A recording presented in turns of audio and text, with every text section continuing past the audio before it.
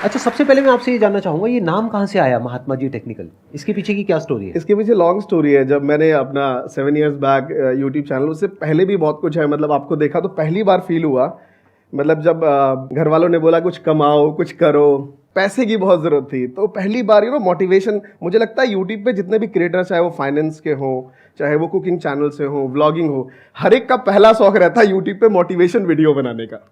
ये रियलिटी है सर। बिल्कुल ठीक है। तो हमने जब वीडियोस देखी तो पहली बार एक पर्सन दिखा जो शर्ट फोल्ड करके आसान है ऐसी बातें कर रहा है, और मुझे लगा यार फिर तो हम भी कर सकते हैं।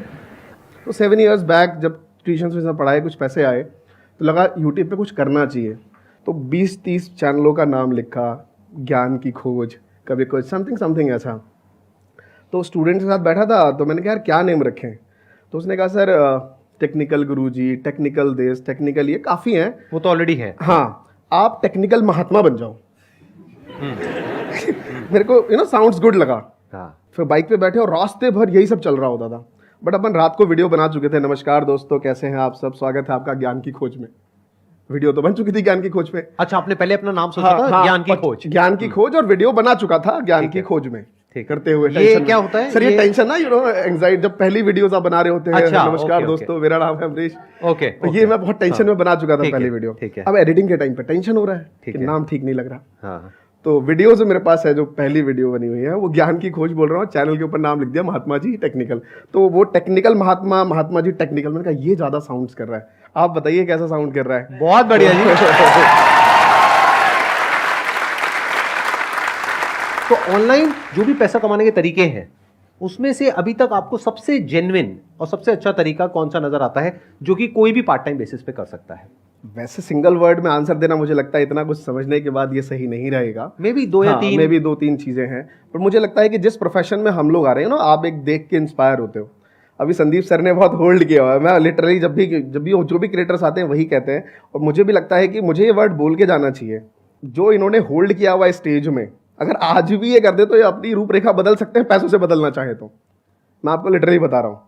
सो यूट्यूब एक बहुत अच्छा प्रोफेशन है, क्योंकि हम आप सब में से, पता है लोग क्या सोचते होंगे हर बार कि भाई तू काम देना यार, काम दे, काम देख मैं करके दिखाता हूँ। यूट्यूब एक ऐसा प्रोफेशन, आप वीडियोस बनाइए। यूट्यूबर्स बनने के लिए लोग परेशान हैं कि सब्सक्राइबर्स कैसे बढ़ जाए, व्यूअरशिप कैसे बढ़ जाए। बट मैं आपको बताता हूँ, यूट्यूब एक प्लेटफॉर्म है। आज यूट्यूब बंद हो जाएगा, सर ने अपना प्लेटफॉर्म खोल तो लिया था, संदीप माहेश्वरी वही रहेंगे। इसलिए आप अपने आप को पहले बनाइए, अपनी नॉलेज को बूस्ट करिए। मुझे लगता है कि आप सब ज़्यादा इंस्पायर रहते हैं, सर को देखते हैं या मुझे या और भी क्रिएटर्स को, तो ये एक सही तरीका है। अगर आप कहीं ना कहीं वीडियो मार्केटिंग फील्ड में जाए, नॉट इवन यूट्यूब एक प्लेटफॉर्म है, इसके अलावा फेसबुक है, इंस्टाग्राम है, और भी प्लेटफॉर्म आएंगे इंडिया में आगे चल के। सो मेक श्योर आप अपने आप को वीडियो फ्रेंडली बनाएं, और यूट्यूब से आप अच्छा पैसा अर्न कर सकते हैं। मैं इसके पीछे एक और लाइन ऐड करना चाहूँगा कि लोग पूछते हैं जनरली सवाल, कितना? तो मैं एक डॉट देना ही नहीं चाहता, कितने की कोई डेफिनेशन ही नहीं है। यहाँ पे लोगों ने यूनिकॉर्न बना डाले। यूनिकॉर्न एक एग्जाम्पल है जो आप सब देख पा रहे हो, जो हम देख पा रहे हो, और हम तो इसी प्रोफेशन में हैं। मैंने ऐसे चैनल्स देखे हैं जिनके सब्सक्राइबर सिर्फ 1 लाख 1.5 लाख है, एंड दे अर्निंग करोड़ों रुपीस। तो मैं एक नंबर सेट नहीं कर सकता कि आप इतना बना सकते हैं। आपकी स्किल क्या है, उससे आप आगे बढ़ेंगे। तो यूट्यूब पैसा नहीं देगा, यूट्यूब एक प्लेटफॉर्म है आपकी स्किल को वहां पे निखारने का। आजकल के टाइम पे जैसे आपके भी 24 मिलियन सब्सक्राइबर हो गए और आपके भी 7 मिलियन, तो अगर अब जैसे मैं एक चैनल स्टार्ट करता हूँ तो मैं आपको किस नज़रिए से देखूँ कि क्या मैं अब उस पोजीशन पे पहुँच सकता हूँ 24 मिलियन या 7 मिलियन? क्योंकि मैं भी डिमोटिवेट हो जाता हूँ बड़े लोगों को देख के कि भाई किसी के ज़्यादा मिलियन सब्सक्राइबर हो गए। देखो सिंपल है, मैं जहाँ तक आपको समझ पा रहा हूँ जो आप कहना चाह रहे हो, आप देखते बहुत हो, कर कुछ नहीं पा रहे हो। तो सबसे पहली चीज़ क्या है कि ज़्यादा देखना बंद करो। अगर आपने संदीप सर को ही देखा है तो आपको लगता होगा, क्योंकि ना स्टूडेंट जो मिडिल क्लास फैमिली में होते हैं ना, हमें मोटिवेशन बहुत होता है, हमें पैसों की कमी होती है, तो हमें मोटिवेशन हमसे उससे ऊपर उठ जाते हैं।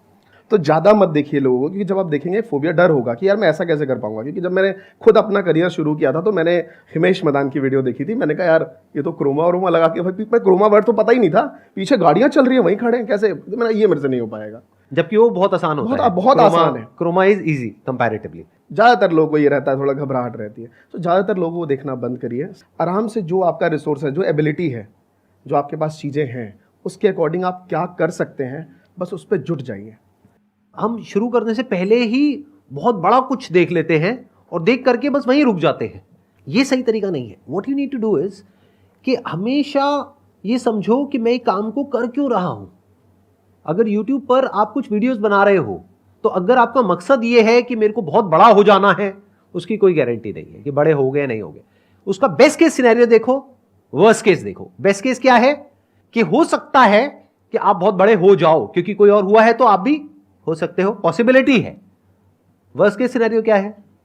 ऐसे भी बहुत सारे चैनल्स हैं जिन्होंने बहुत कोशिश करी बहुत टाइम तक और नहीं सक्सेसफुल हो पाए। हर फील्ड में होता है। दुनिया की ऐसी कौन सी फील्ड है जहां पर ऐसा नहीं होता है? एंट्रेंस में भी तो होता है, एंट्रेंस एग्जामिनेशन में भी तो यही होता है, हर एक का थोड़ी ना हो जाता है। तो वर्स्ट केस सिनेरियो क्या है कि YouTube पे आपने 1 साल तक पार्ट टाइम बेसिस पे दिन का आधा 1 घंटा लगाया, वीडियोस डाली और कुछ भी नहीं हुआ, तो आपका गया क्या? ये बेटर है या फिर ये है कि डेली 1-2 घंटा आप बैठ करके इंस्टाग्राम पे रील्स देख रहे हो, टाइम पास कर रहे हो, यानी कंटेंट को कंज्यूम कर रहे हो। कंटेंट को कंज्यूम करना बेटर है या कंटेंट को क्रिएट करना बेटर है? इसको ऐसे देखो ना कि एक ब्रेक है बीच में, कि अगर मेरे को दिन में 6 घंटे 8 घंटे पढ़ाई करनी है तो दिन में 1 घंटा है मेरा ब्रेक का। पढ़ाई मुझे पसंद नहीं है लेकिन ये क्रिएट करना मुझे पसंद है क्योंकि ये मेरे इंटरेस्ट की चीज है। तो मैं जब ये क्रिएट कर रहा हूं तो 1 साल बाद मैं क्या हो जाऊंगा ये करते करते, that is important as a person. हो सकता है फाइनेंशियल सक्सेस ना मिले आपको, लेकिन एक चीज की गारंटी है, अगर आप कंसिस्टेंटली ये करते रहे अगले 1 साल तक, तो 1 साल बाद जो आप बन जाओगे एज अ पर्सन, उसमें और आज में जमीन आसमान का फर्क होगा। ये सही है गलत है? तो इस तरह से देखा करो तो लाइफ में बहुत आगे जा सकते हो। Please have a seat.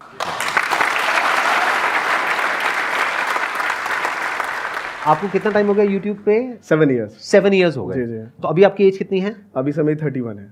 31। That means 24 की एज में आपने शुरू कर दिया था ये करना। 21। हाँ, मतलब मुझे ऐसा लगता था कि मेरी वाइफ, मेरा एक बेटा हुआ था और मेरी वाइफ कहती थी चलो हॉस्पिटल लेके चलो, तो मैं कुछ 1 आवर के 300 रुपये अर्न कर लेता था, मतलब जाता था और 1 घंटे के 300 रुपये मिल जाते। मेरे लिए बहुत बड़ी बात थी उस टाइम। क्या करते थे? ट्यूशन पढ़ाता था। अच्छा, ट्यूशन। हाँ, तो मेरी वाइफ कहती थी हॉस्पिटल चलो, तो मैं कहता था यार हॉस्पिटल मैं तुम्हारे साथ जाऊंगा, इससे बेटर मैं 1 घंटे ट्यूशन पढ़ा लूंगा, 300 रुपये आ जाएंगे, तुम इसे लेके डॉक्टर के पास जा सकती हो। ये हमारे माइंड में था। बट ये चीज़ें 2-3 बार आने के बाद मेरे को लगा कि यार मैं पैसिव इनकम अर्न करना चाहता हूँ, कि अगर मैं ट्यूशन ना भी जाऊँ तो मेरे पास पैसे आएँ। और ये मेरे लिए बहुत ही क्यूरियोसिटी थी। और आज आपके लिए यूट्यूब यूँ सुन लिया आपने, वीडियोस बनाओ पैसे कमाओ, बट उतना आसान नहीं था 7-8 साल पहले पता करना कि कहाँ से पैसे आएंगे, पैसिव इनकम होता क्या। मतलब मुझे पैसिव इनकम भी नहीं पता था, मुझे बस इतना मालूम था कि मैं हर बार जाके पैसे नहीं ला सकता, कभी मैं बैठा भी रहूँ और पैसे आते रहे। मेरा यही क्वेश्चन है आपसे कि ये पैसिव इनकम जो है, ये टर्म आपको कहाँ से पता लगी? ये terms on the going on YouTube मुझे लगता है सर। अच्छा, बाद में पता लगी? आने के बाद मुझे लगता है कि कोई अगर यूट्यूब पे लाइक वीडियोस बनाता है, वो स्टूडेंट और जो नहीं बनाता है, उन दोनों की सोच में बहुत फर्क रहता है। राइट। जब भी आप मिलें किसी भी अपनी सेम एज के यूट्यूबर्स से मिले, और आप किसी सेम एज, खुद को रखिए, आप हमेशा अपने आप को इंटेलिजेंट ही समझते हैं तो किसी बाजू वाले को रखिए, आपको दोनों में बहुत डिफरेंस दिखेगा। तो मुझे लगता है लाइफ में कुछ भी ना करें, एटलीस्ट वीडियोस बनाना जरूर शुरू करिए। तो मैंने जब वो शुरू किया, मैंने बहुत नए नए वर्ड सीखे, एंटरप्रेन्योरशिप, पैसिव इनकम, और लिटरली आज 7 साल हो गए, मैंने 7 साल अपने आप को दिए, तो ये सब चीज़ें मैं कर पा रहा हूँ। तो मुझे लगता है कि ये कोई बहुत बड़ी चीज़ नहीं कर ली मैंने। आप सब भी अगर वो टाइम स्पेंड करेंगे, शिद्दत से मेहनत करेंगे, तो जरूर कर लेंगे। हेलो सर, अभी मैंने एक YouTube चैनल बनाया है। मतलब मेरे फ्रेंड ने मुझे सजेस्ट किया था कि आप एक YouTube चैनल बनाइए एजुकेशन का, क्योंकि ना मेरे नोट्स और राइटिंग को देख के सब लोग ये बोलते हैं कि आप अच्छा लिखते हो और अच्छा मतलब आपका नोट्स है, तो आप मतलब बना सकते हो। तो सर अभी मैंने उस पर 3 शॉर्ट्स ही डाले हैं सिर्फ। और लेकिन मेरे को लगता है कि ना एजुकेशन के ऊपर बहुत कम व्यूज़ आते हैं। आजकल लोग ना सिर्फ रील्स देखे जा रहे हैं, या फिर एजुकेशन को मतलब वो रिलेटेड टू एजुकेशन बहुत ही कम देख रहे हैं। तो मैं आपसे पूछना चाहूँगी कि मैंने अभी 3 ही शॉर्ट्स डाले हैं, तो मैं उसे कंटिन्यू करूँ या फिर मतलब रोक दूँ? आपकी प्रॉब्लम ये है कि आपको ये लग रहा है कि जो एजुकेशन से रिलेटेड कंटेंट है यूट्यूब पर, उस पर व्यूज़ कंपैरेटिवली कम आते हैं। आपको ये लग रहा है कि जो इंस्टाग्राम रील्स है या यूट्यूब शॉर्ट्स है, वहाँ पर तो व्यूज़ आते हैं जो एंटरटेनमेंट के लिए होते हैं, लेकिन एजुकेशन पे व्यूज़ कम आते हैं। तो अगर आपको ये लग रहा है तो सबसे पहले तो इसको वेरीफाई करिए, इज इट अ फैक्ट और it's just your own point of view. दोनों में बड़ा फर्क होता है। मुझे ऑनेस्टली बताओ, मुझे अभी नहीं पता है, आपको आइडिया है? मुझे आता है, मैं आपको एग्जांपल दे देता हूँ सर। हाँ। आप देख लीजिए, कुमार गौरव करके चैनल है उत्कर्ष क्लासेस पे, 1.5 लाख उनके टारगेट्स होते हैं, सुबह के बच्चे लाइव पढ़ते हैं। तो ये मिथ है कि एजुकेशन पे व्यूज नहीं आते। हाँ, आप किस वे में व्यू चेक करते हैं कि इंस्टेंट व्यू आए, मैंने वीडियो डाली और उस पर मिलियंस में जाने चाहिए, तो फिर आप हमेशा फ्रस्ट्रेटेड रह जाएंगे। तो सबसे पहले तो व्यूअरशिप एजुकेशन में बहुत है। मेरे माइंड में भी एक नाम आ रहा है अभी जो यहाँ पर आए थे, Khan sir ji, again he is creating education related content और व्यूज कम नहीं है उनके चैनल पे, बहुत ज्यादा है।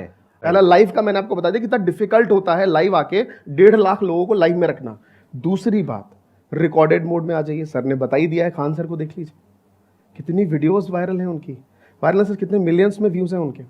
सो एजुकेशन चैनल में बहुत व्यूज है, काफी अच्छा व्यूज है। और एजुकेशन चैनल पे इंस्टेंट काउंट मत करिए, उसके ऑल ओवर व्यूज काउंट करिए, मिलियंस में मंथली कितने व्यूज आते हैं। एजुकेशन में बहुत सारे लोग हैं जो अलग अलग तरह से कंटेंट क्रिएट कर रहे हैं, लेकिन आपका क्या कोई ऐसा यूनिक स्टाइल है जिसको देखने में लोगों को मजा भी आए और कुछ सीखने को भी मिले?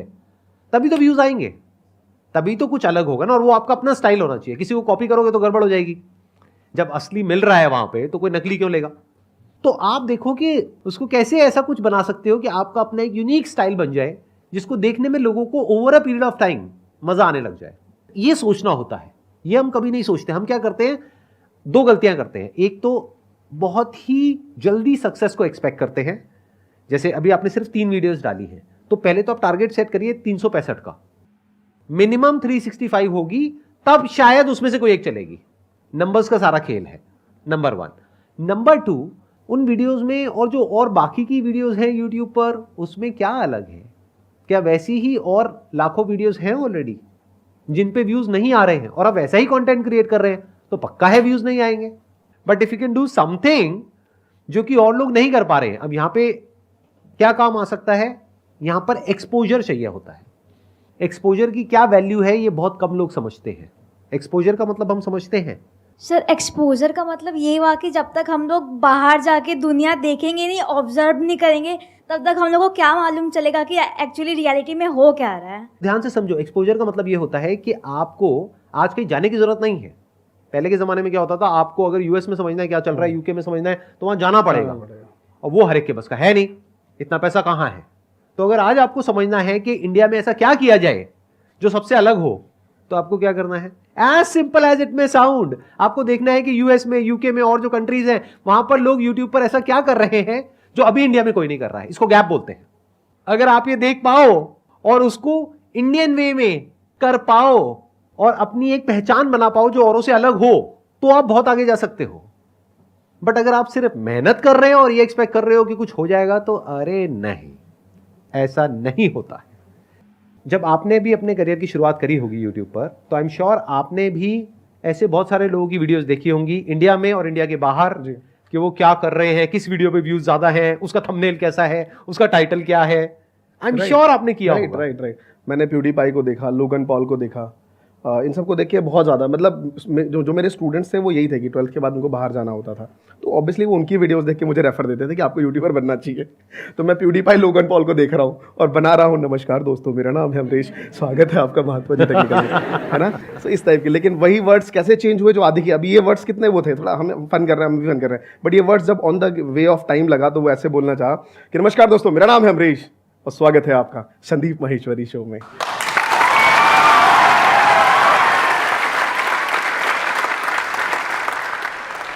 बेसिकली मेरे को ये पूछना है कि जैसे जो यूट्यूबर्स होते हैं वो अपने कंटेंट में कौन कौन सी वैल्यू ऐड करें। देखिए, वैल्यू सिंपल है कि आज की जो ऑडियंस है ना, वो सिर्फ क्वालिटी कंटेंट पे फोकस नहीं है, थोड़ा एंटरटेनमेंट चाहिए, क्योंकि बाकी जितने भी एजुकेटर्स हैं वो अच्छा एंटरटेनमेंट करके अच्छी चीज़ें पढ़ा रहे हैं। खान सर जैसा एग्जाम्पल आपने भी लिया, वो बहुत एंटरटेन करके अपने कॉन्टेंट को बहुत अच्छे से दिमाग में फिट करते हैं लोगों को। तो मुझे ऐसा लगता है कि इंगेजमेंट बहुत ज़रूरी है। आपको अगर टाइम फ्रेम आपका 7 मिनट का है, 8 मिनट की वीडियोस है, तो आपको देखना है कि मैं बोर तो नहीं कर रहा। इसकी सिंपल डेफिनेशन है कि 3-4 वीडियोस बनाइए और खुद को देखना शुरू करिए, पड़ोसी को दिखाइए, बगल वाले को, भाई कहाँ बोर हो रहा बता। उस पॉइंट पे आप अपने को वैल्यू ऐड करिए, कुछ ऐसे पंचेस लाइन मारिए। लोग आके क्यों मोटिवेशन लाइन बोलते हैं, वाह तालियां बजें, लोग एंगेज रहे हैं। हम बार बार बोल चुके हैं वो लाइनें, हम बोर हो चुके हैं वो लाइन बोल के, रियलिटी है ये। बट वो कई बार एजुकेटर की मजबूरी हो जाती है, बच्चा टिकना चाहिए भाई, ये रियलिटी है। लोग बोर हो जाते हैं, ऑडियंस आपकी बोर होगी। मैं आपको कैमरे के इस साइड देख रहा हूँ, व्यूवर्स नहीं समझ रहा हूँ, आप क्रिएटर बनना चाहते हैं तभी सवाल पूछ रहे हैं, मैं उस वे में आपको बता रहा हूँ। सो इंगेजमेंट रखिए हमेशा। एंगेजमेंट कैसे रख सकते हैं, देखो उसमें कुछ ऑप्शंस है आपके पास में। एक इन्होंने बोला एंटरटेनमेंट, एक मैं यहाँ पर ऐड करूंगा एनर्जी। जब आपके अंदर कुछ कमाल की एनर्जी होती है तो सामने वाले इंसान का सुनने का मन करता है। जैसे फॉर एग्जाम्पल अभी आपके इस क्वेश्चन का मेरे को जवाब देना है, मेरे पास में 2 ऑप्शन है। क्या करना है आपको, एंगेजमेंट चाहिए क्या? ठीक है, आ जाएगी एंगेजमेंट। सर सोचते हैं थोड़ा, हाँ सोचते हैं, एंगेजमेंट चाहिए भाई साहब को। भाई ठीक है, इस तरह से अगर मैं वीडियोस बनाने लग गया तो कोई नहीं देखेगा, लोग कहेंगे यार क्यों पका रहे हो, सो जाओगे आप लोग अगर मैंने ज़्यादा गैप्स बीच में डाल दिए तो, क्योंकि हमें पता है कि आप लोगों का अटेंशन स्पैन क्या है, क्या हालत हो चुकी है आप लोगों की, ये रील्स देख करके और ये शॉर्ट्स देख करके क्या हालत है। तो उसको टाइट करना पड़ता है, यानी एक आपको जवाब मिला एनर्जी, दूसरा मिला एंटरटेनमेंट, और इसके अलावा एक कनेक्शन होना चाहिए। इसको बोलते हैं feel felt and found approach, कि I can connect with you at the level of your feeling, oh this is what you felt, I also felt the same and this is what I found. इसको बोलते हैं feel felt and found, कि सामने वाला इंसान कहे देख करके आपकी बातें सुन के, और वो कब होगा, जब सच्चाई होगी आपके कंटेंट में। अगर नौटंकी करोगे तो वो कुछ देर तक तो चल सकती है, बट वो लॉन्ग टर्म में कभी नहीं चलेगी, लॉन्ग टर्म में आपका झूठ सामने आ जाएगा। तो जो हो जैसे हो वैसे ही बन के रहना है। तो ये 3 चीजें हैं जिसको आपको ध्यान में रखना है अगर आप अपनी एंगेजमेंट को बढ़ाना चाहते हो तो। अच्छा लगा तो तालियां बजा दो।